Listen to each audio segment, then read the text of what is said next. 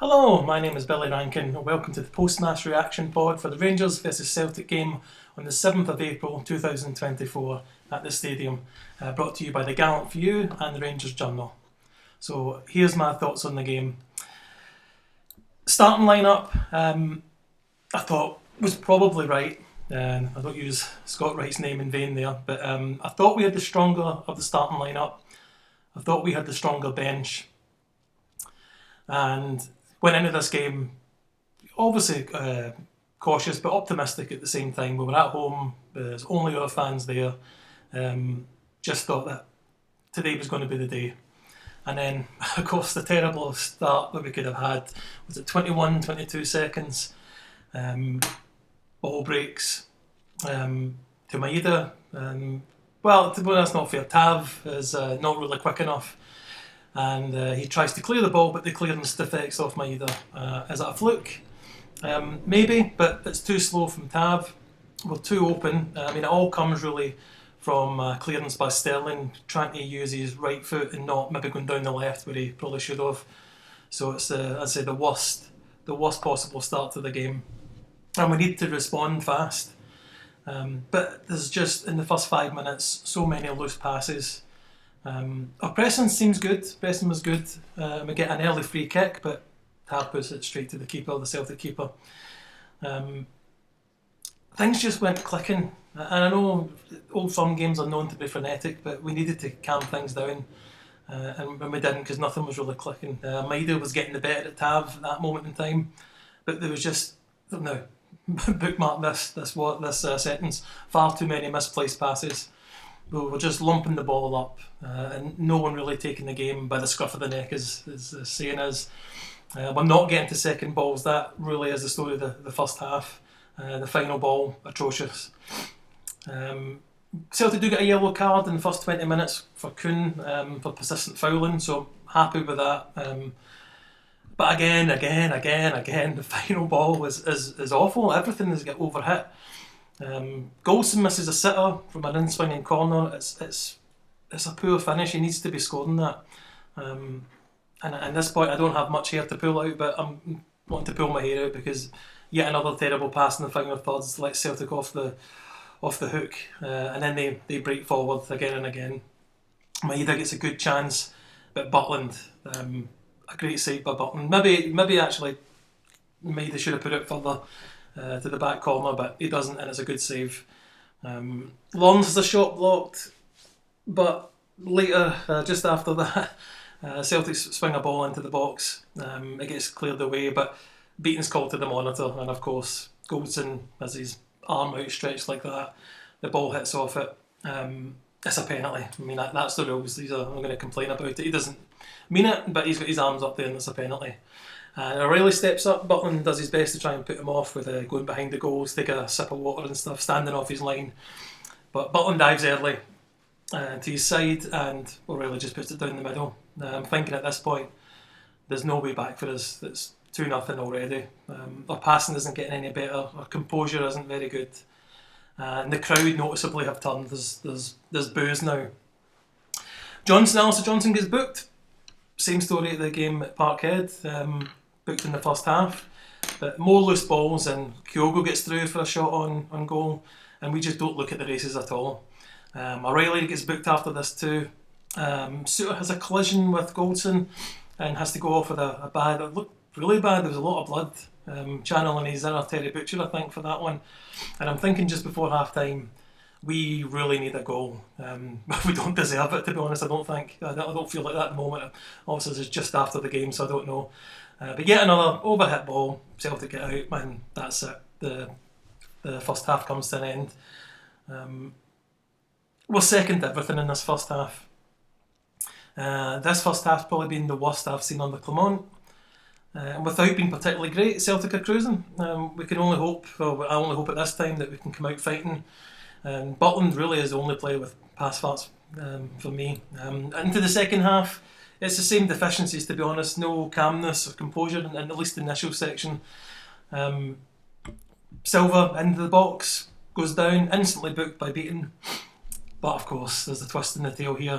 Despite the protests of Chris Sutton, Colin Silva a cheat and a diver. Beaton's called over to the monitor, and there is contact by Alistair Johnson. Contacts Seaman's knee, it's sort of Silva's knee, and it's a penalty. And of course, Tav did what Tav does, and it's an absolute fantastic penalty. Top corner. It's one of those ones when you see it, you instantly or immediately think, oh, it's going to go over, but it doesn't. Top corner. But we have taken a bit of control now. Celtic playing a few missed passes themselves now. Seaman's getting good space down the right, but nothing quite coming off of it. Diamandi's not really having a great game. Sorry, I've skipped over an important part. Right after the penalty, we go level 2-2. A scramash in the box, and Dessler gets his first Old Firm goal, but Beaton again called to the monitor, and the goal's chopped off. It's just typical. It's a foul on the lead up. To me, that's too far back for me. They were saying in the commentary that it's in the immediate lead up, so if that's the case, fair enough. It looked a soft one, felt like as soft as it gets. Anyway, move on. It's very frustrating, that we deserved it, I think, for those 5 minutes leading up to those two. But we do get a bit of control now. It's really all going all the way. As I say, Simo was getting good space down the right. Not happy with Diamandi. A poor connection from a free kick by Lawrence. But then, with 20 minutes to go, we see Matondo and Cantwell come on, and really is a game changer, isn't it? We're still overhitting the ball, but we are pressing. At one point, worryingly, Sterling goes down, receives treatment. And with 5 minutes to go, I feel this time we're still huffing and puffing. But then, Seema brings his level. Another fantastic strike. Great work down the left. We pick up a sloppy ball from Callum McGregor, who's come on. Matondo takes a kind of shot, come cross. I need to go back and look at it again. And it deflects in the middle of the box where Seema just strikes it. He strikes it really well, but it takes a big deflection and goes into the top corner. And I jumped out my seat. We're on top at this moment, and we've finally got a legitimate equaliser, despite the other one being called off. But it's us, and this is a game of us shooting ourselves in the foot time and time again. I can see this one coming. It's bad defending for me. The player's left with too much space. He's not closed down.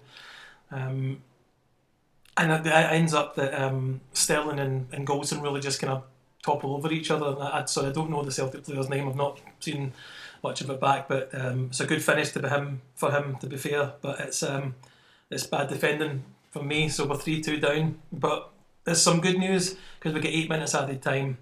Still more slack balls, but it is all us. And then a fantastic, unbelievable, glorious goal by Matondo. Even better than last week's one, although it was very similar to the goal against Hibs. We drop of the shoulder into the box, strikes it to the back right corner. Hart had no chance. We didn't do it well. It was against the run of play, Celtic getting that third goal. But I'm thinking at this time, do we have time to get a winner? But more importantly, we're going to concede another one because it was one of these games. But you can see Celtic weren't really pushing for it. They were time wasting now. They had a couple of free kicks, a couple of throw-ins where they deliberately let the player goes to take it and then he drops it and someone else comes over, wasting 30 seconds. But really the last kick of the match comes from probably a foul on Cantwell. Maybe should have taken the foul, but Dessers has a strike, kind of cuts across, goes wide, but it was one of those oof moments. But it's really disappointing. Sorry. But from that, the ball comes in from Joe Hart from the by kick, and you knew the referee was going to blow the whistle. A lot of Stramash at the end just to give us a bit of excitement. McGregor and Cantwell having a wee word with each other, and Cantwell pushes my way. It was great. All the players get involved, but Big Phil of course comes in to sort it out. My feelings at the very end. Celtic, will they be the happier? They threw the lead away twice. Probably will be happy that they've got a draw and they're still in things. They probably were worried coming into this game as well. McGregor didn't have a great game when he came on. For me, it didn't have that feeling of when you score so late in the game to get an equaliser that sometimes can feel like a win. It doesn't feel like that for me at the moment. Despite at half time thinking that we were getting nothing out of this, but we played pretty well in the second half again without being fantastic. We've got I don't know if the nerves just got to the players today. We've got more in us than what we've shown today. Nice to see Dowell get on as well. Didn't mention that he came on. Good to see him back. Dessers had to play the whole game, but didn't really have anybody else, with Silva going off. And Roof not even being on the bench, which is worrying because we really felt he could give us something going forward. So nothing was going to get decided today, but nothing has been decided today. We go to Dundee, hopefully, to go back to the top of the league again. And it's maybe going to come down to the Parkhead game, which I'm not happy about. We really could have put our feet on the throat today, couldn't we? We could have had one hand on the trophy, I think, if we'd won that game today, and especially if we won again on Wednesday night. So we look forward to that. Thank you, everyone, for listening along.